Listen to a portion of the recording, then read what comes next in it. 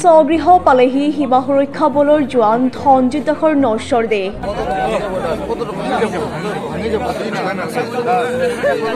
হিমাচলৰ চাপৰিত কৰ্তব্যৰত অৱস্থাতে অসাৱধানবশতঃ নিজৰ ছাৰ্ভিচ বন্দুকৰ গুলীত প্ৰাণ যায় বজালী বৰবাং কুমাৰপাৰা গাঁৱৰ যুৱক ধনজিত দাসৰ।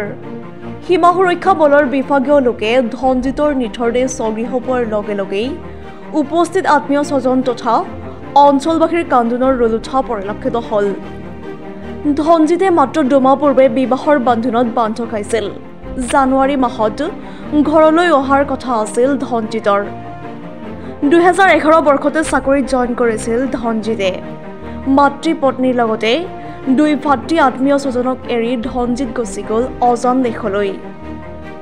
বজালীৰ পৰা ৰাহুল কলিতাৰ ৰিপৰ্ট ইছা 24x7।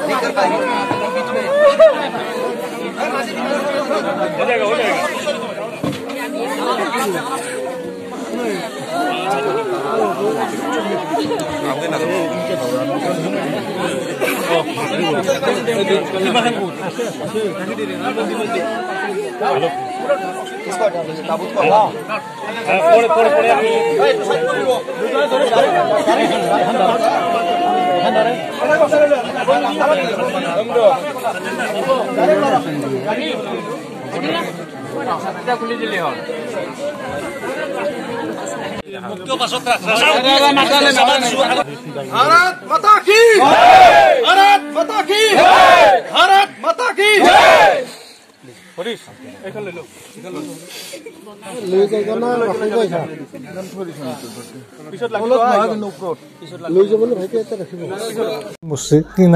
বৰ্তমান গম পানে সিহঁতৰ মানুহে অফিচত আমি একো ঘৰ মানে গম নাপাওঁ।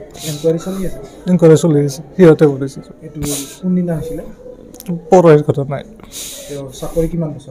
2011 ভৰ্তি।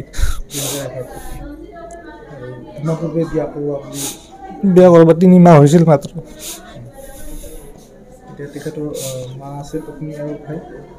দুজন ভাইটি আছো এতিয়া। 3জন আছে একেলগে। মা আছে। SSB ডিপাৰ্টমেণ্টৰ মানুহ আহিছে। ক'ত কৰ্মৰত আছে? হিমাচল প্ৰদেশ। সঁচাকৈ এটা হৃদয় বিদাৰক ঘটনা যে আমাৰ বৰবাং নিবাসী ধনজিত দাস SSB সশস্ত্ৰ সীমা বলত তেখেতে চাকৰিত নিয়োজিত আছিল আৰু হিমাচলৰ চাপৰিত তেখেতে কৰ্তব্যৰত অৱস্থাত দুৰ্ভাগ্যভাৱে তেখেতে ছাৰ্ভিচ ৰাইফলৰ পৰা গুলি গাত লাগি পেলাই তেখেতে ইহলীলা সম্পন্ন কৰিছে। খন্তেক সময়ৰ পিছতে তেখেতৰ নশ্বৰ দেহ আহি ঘৰ পাবহি। গতিকে আমি ধনজিত দাসৰ আত্মাশ্ৰীৰ অন্ত্য কামনা কৰিছোঁ। শোকসন্তপ্ত পৰিয়ালবৰ্গক সমবেদনা জনোৱাৰ কাৰণে আহি ইয়াত উপস্থিত হৈছোঁ। ইতিমধ্যে শ হাজাৰ মানুহ ইয়াত সমবেত হৈছে। প্ৰত্যেকৰে চকুত চকু পানী অশ্ৰুক্ত নিয়নেৰে এটা উদীয়মান যুৱক প্ৰায় 36 বছৰ বয়সত তেখেতে আমাৰ মাজৰ পৰা হেৰাই গ'ল।